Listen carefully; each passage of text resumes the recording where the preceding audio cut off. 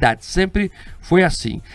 É importante dizer também que ao longo da história, sempre foram partidos de centro ou centro-direita também. Tirando o Requião ali, que flertava ali com o que ele chamava de um esquerdismo bolivariano, mas na prática agia de outra forma. Tanto é verdade sobre os pedágios. Ele falava forte contra os pedágios, vamos reestatizar, nunca fez nada, entrava a cação, perdia, e depois até fez alguns acordos com as concessionárias pontuais. Então, é aquela coisa bem MDB de si, né? Você pode ter o discurso da esquerda, mas a prática da direita. É uma coisa confortável para quem gosta desta coisa fisiológica, né, da bravata, de falar e depois esperar que as pessoas esqueçam, de prometer ônibus e entregar um ônibus de brinquedo. Essas pessoas gostam de fazer isso. Então, o Paraná sempre teve essa tendência a ser um estado governista. E me chamou a atenção que o dado nacional, você veja que o PSD, né, do Kassab, isso é mérito dele. O Kassab tirou o PSD do zero. Ele criou o partido, ele sai da prefeitura de São Paulo, ele se dedica ao partido 100% e hoje ele tem o maior partido do Brasil em questão de número de prefeitos, desbancando o MDB. E o que é o interessante? Dá para se dizer, na análise rasa, que o PSD é o novo MDB, mas não, ele é mais que isso, porque o MDB sempre foi uma confusão, uma colcha de retalhos, um monte de cacique regional brigando. O PSD não tem dono. O PSD é comandado pelo Kassab e ele é reconhecido como tal pelos seus filiados e militantes. Ele tem o apoio total dos seus correligionários, ele é visto como o oráculo do partido. Ninguém faz nada sem falar com ele. Você veja que recentemente ele falou que o Ratinho Júnior podia ser o nome do partido a presidente da República. Agora ele já voltou atrás, mas não. O nome vai ser o Lula mesmo, se o Lula sair para a reeleição. Por quê? Para deixar esses prefeitos todos confortáveis, justamente pelo que o cientista político falou na matéria, o Máximo Della Justina. Olha, não dá para dar murro em ponto de faca. Uma coisa é ter ideologia, outra coisa é ter a relação civilizada. E muitos prefeitos não sabem direito onde começa a relação civilizada e onde começa a filiação partidária. Então eles preferem estar em um partido que possa fazer tudo, né? O que, se for só por isso, é lamentável, porque todo mundo tem que ter a ideologia, né?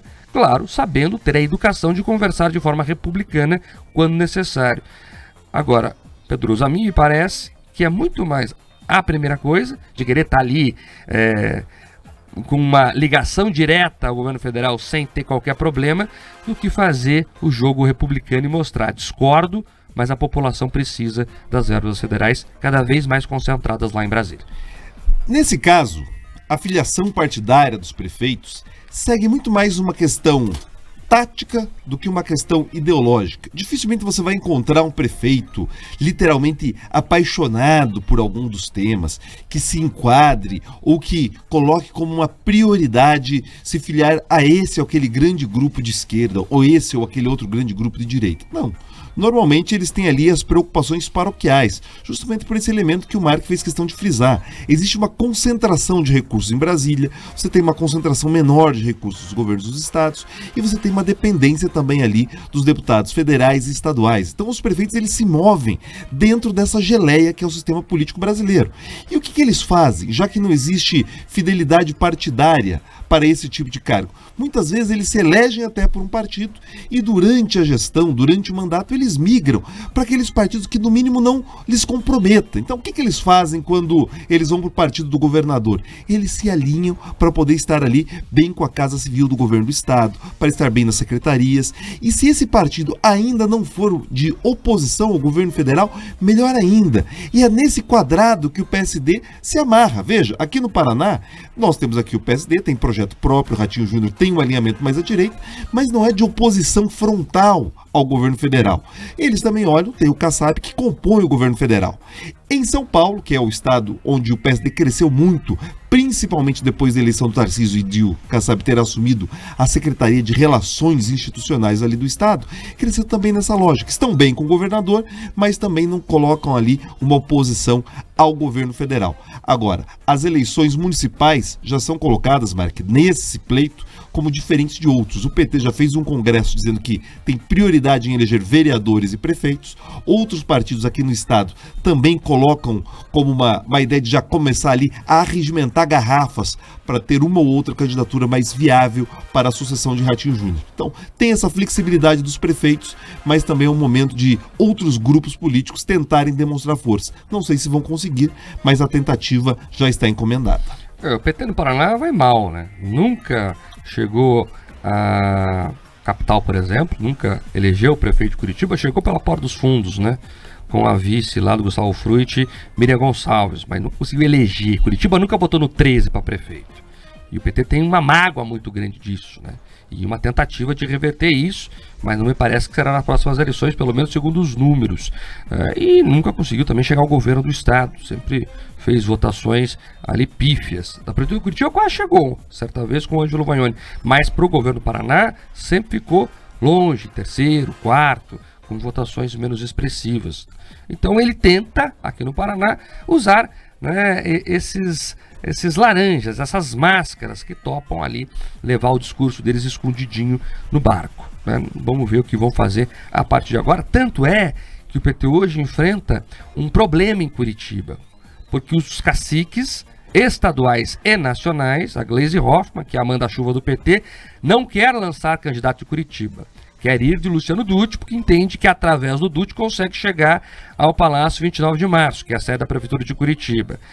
Mas tem lá a Carol D'Artora, que é petista, é uma candidata, tem a agenda inteira do progressismo dentro dela. Ela é mulher, ela é negra, ela tem uma história difícil. Então, para um progressista real, não os que só escutam o PT, aquele que critica o PT, inclusive, quando o PT só indica, por exemplo, homens brancos para o STF. Aquele progressista de verdade, não o lulista. O progressista ideológico. Que há diferenças no lulista e no progressista ideológico. Então, para Curitiba, o progressista se sentiria bem com a Carol D'Artora candidata, né? Uma mulher, uma negra, uma professora universitária, que tem um discurso forte, que conversa, que fala bem. Mas o PT não quer, porque o PT está preocupado só com o poder, não com a ideologia. Aí que tá. Isso é bem interessante, viu? E aí os caciques não querem que ela saia. Porque a conta é a seguinte, Pedroso. Olha, a Carol D'Artora só ajuda ela mesma. Porque dela sai candidata, ela fica grande, ela tem exposição, mas não vai se eleger. E o partido, né, se transformou ali num palanque para uma pessoa. Esse é o discurso da cúpula petista. Que eles vão começar a falar, inclusive publicamente, a partir de agora. Então é uma preocupação ali, principalmente, né, dos principais nomes da bancada na Assembleia do Partido, em construir uma situação para tirar a cartora do pálio, Pedroso. Está bem evidente isso. Então vejam, muitos militantes do PT aqui do estado, da capital, que tem esse vínculo com movimentos de base, do sindicato, inclusive. A Carol tem uma proximidade muito grande com o sindicato dos professores, inclusive, quando viram o presidente Lula subindo com a rampa, com toda aquela imagem, transmitindo um conceito de representatividade, vão acordar talvez com Luciano Dutti, talvez se prestando o papel de barriga de aluguel de um projeto acessório da esquerda aqui na capital. E o mais interessante é que são grupos que brigaram muito no passado, né? Então, talvez esse casamento artificial venha a acontecer. Mas essa briga fratricida ali dentro do PT, que não quer novas lideranças, já vem acontecendo. Reflete ali também brigas nacionais por briga de poder, a questão do Lula estar envelhecendo e perdendo ali uma perspectiva de janela a longo prazo, também atrapalha essa busca de controle de poder que a Gleisi tem ali tentado segurar com unhas e dentes. Algumas brigas ela tem ganho, outras nem tanto, mas provavelmente o que tem se demonstrado em Curitiba é que ela leve essa vitória para casa e consiga uma composição ao invés de uma candidatura própria. E o que me surpreende aí, isso sim, é que o PT sempre teve uma postura hegemonista. Ele sempre não discutiu a cabeça. Olha, venham junto, a gente faz um acordo, mas eu na cabeça. E lançava candidato justamente para o partido crescer. Qualquer partido que queira crescer tem que lançar candidato, é a fórmula básica. Mas agora eles ou se acham muito grandes já, a ponto de controlar o jogo sem precisar ter o nome deles na ponta da cabeça, ou eles acham que, né, o que eles fizeram no passado talvez não fosse mais adequado também. Para terminar, né, por que Curitiba é tão importante para o PT? Porque é uma cidade que o PT tem militantes próprios, que tem alguma viabilidade eleitoral. As pesquisas mostram aí na casa dos 7, 10 pontos, depende do instituto, o candidato do PT. E, ao mesmo tempo, eles querem abrir mão para mostrar que é possível construir uma grande aliança de esquerda que vai servir de modelo para outros locais do país. Curitiba é modelo para muita coisa, inclusive para o PT nesse sentido. Então, olha, lá em Curitiba nós conseguimos construir uma aliança progressista em defesa do povo. E aí, olha só, abrimos mão de estar na cabeça para que o projeto do povo pudesse tomar forma. Você vai escutar esse discurso.